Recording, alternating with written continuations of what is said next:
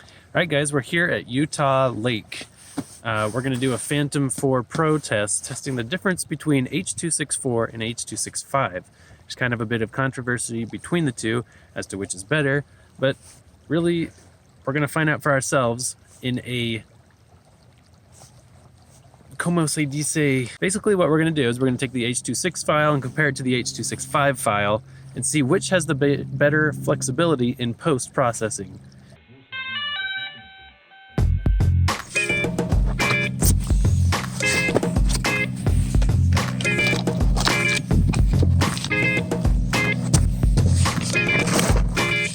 These are the best. So you just like click on super quickly. Let's go opposite. And that remote flip. Now it's the iPad. Let's lock it in. Plug it in. Unlock it. Turn it on. You know what? We're going to switch out batteries. I don't want this battery, it's already at 50%. I like it to stay there because you're supposed to store your batteries at 50%. It's all great for auto discharge function. Lock that in, tap, tap again, and hold. Turn it on. Okay guys, hopefully you can see, but we're going to go ahead and go to camera, video encoding. We're going to do H.265 first. Come back here. I'm shooting in D-Log mode. Just so you're aware, and then I'm also going to do a custom style. I like to do -2 sharpness, -1 contrast, and +1 color, because I found that color is a little bit hard to pull out of the D-Log. So we'll go ahead and close that. We're going to take off and just record for a few seconds. Hopefully our clouds will stay the same so we get the same kind of lighting, but it looks like it's going to stay. Let's see again, we're going to be at f11, 1600 the shutter. I might adjust that according to our needs. Let's see, but let's go. I'm also shooting 4K Ultra HD at 24 frames. And I'll explain why later. So here we go. Let's take off. Here we go, I'm recording.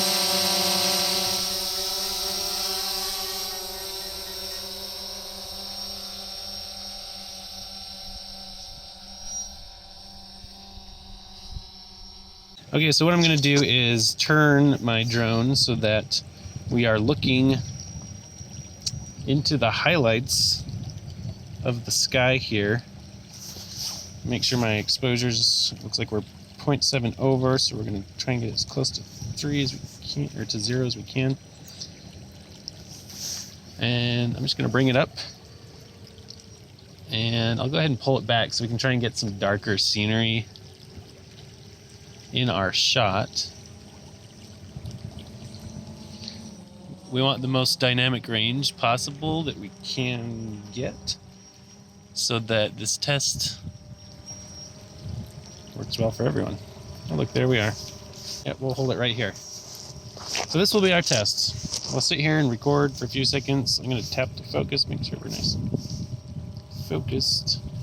Okay, so we let that roll for about 30 seconds.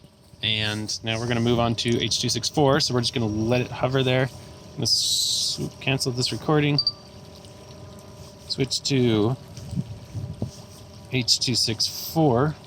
Same settings, just in H.264. We're also on auto white balance. I've got it set to cloudy. And I'm going to bring it back in.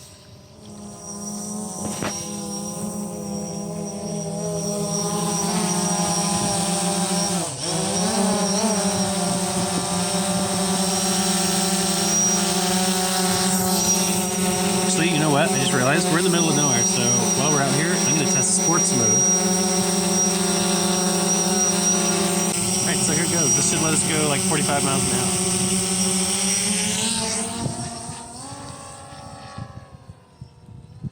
hour. Wow.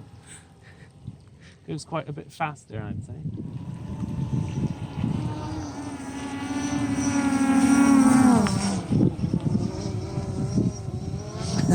How cool is that?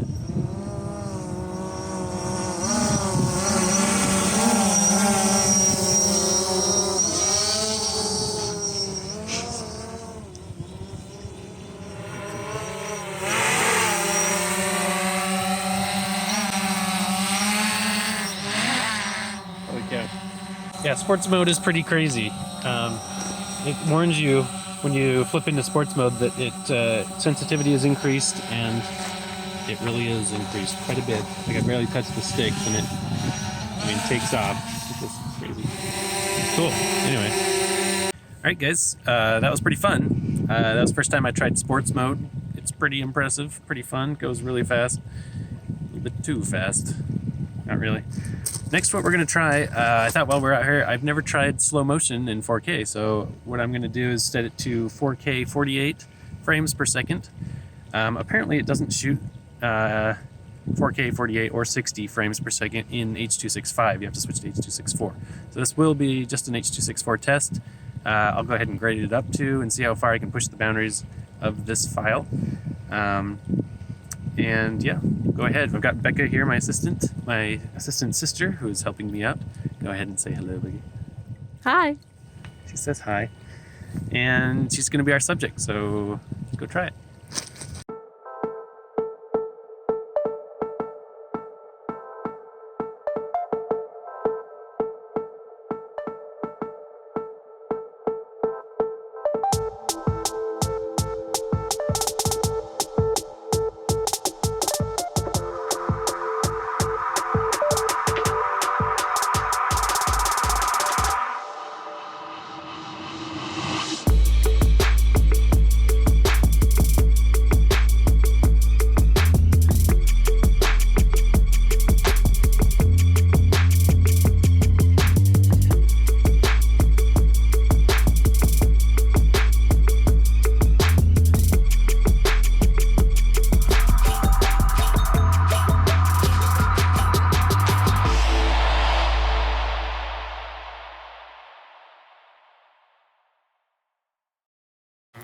Alright guys, hope you enjoyed that. We're going to go ahead and take a look at these files and kind of go into more detail as to what we just recorded.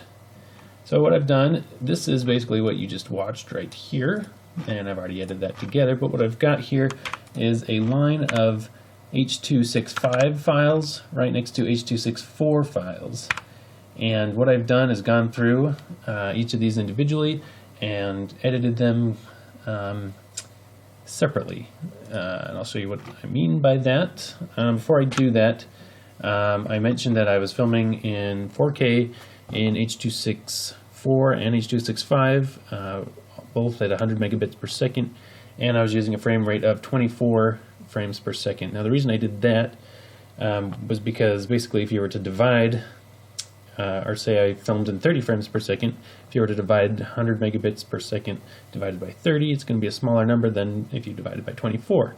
So that means you're getting a higher bit rate per frame of video, which just equals greater flexibility in post. So that's the reason I shot in 24p. Again, I'm recording my screen here, so you're just going to have to take my word for it. The screen resolution I'm recording at is not 4K, so you can't really judge it. But comparing these two files, they are basically exactly the same. If I blow them up and look at them, they're exactly the same. And that's comparing H.264 and H.265. So again, here we are. This is 200% scale on the H.265 file. I can hit play and you can watch that. Hopefully my computer will cooperate here. I've got all my footage on a 2 terabyte hard drive, so it's not super fast, but this file looks just like this file.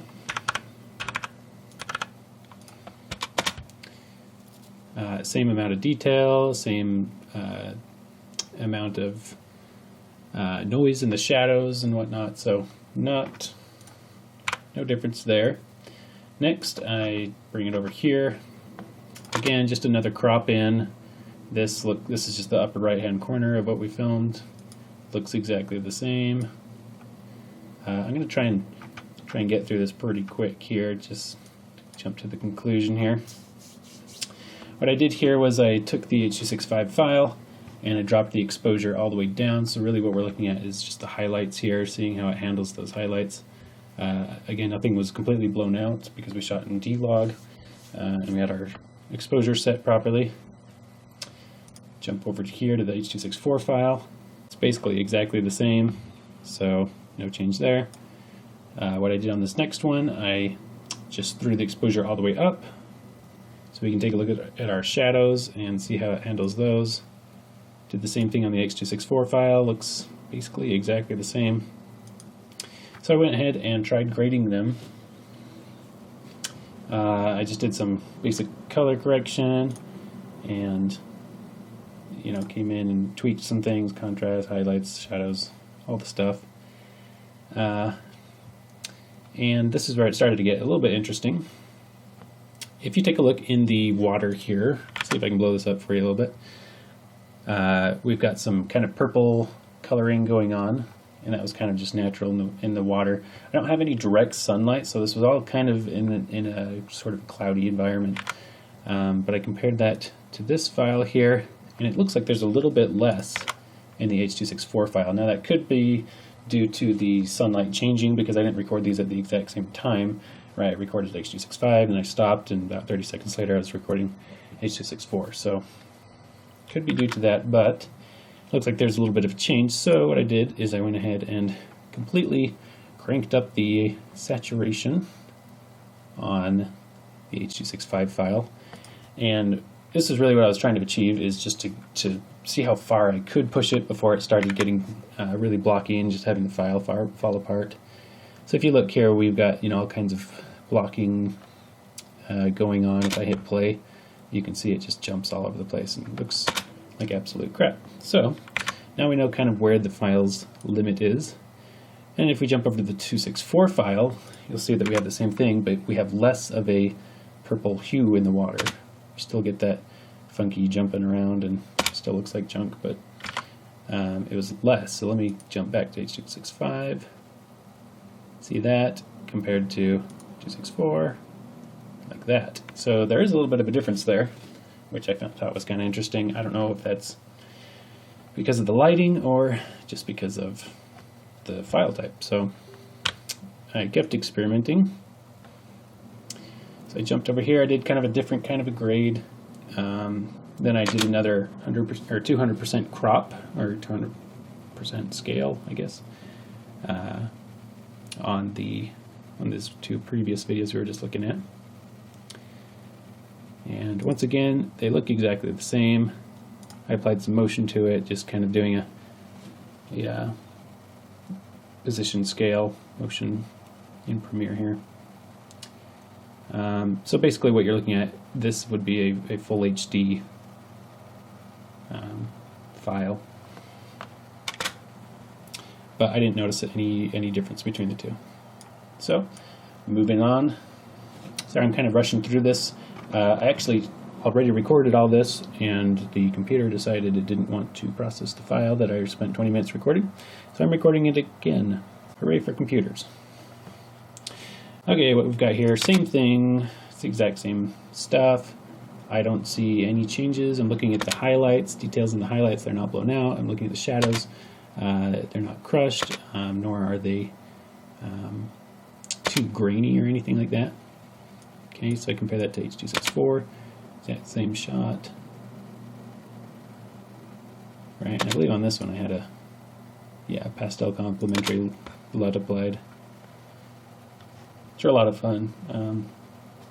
I've been using Denver Riddle's color grading central LUTs lately, LUTs, lookup tables. And they're a lot of fun to use, so I recommend checking those out.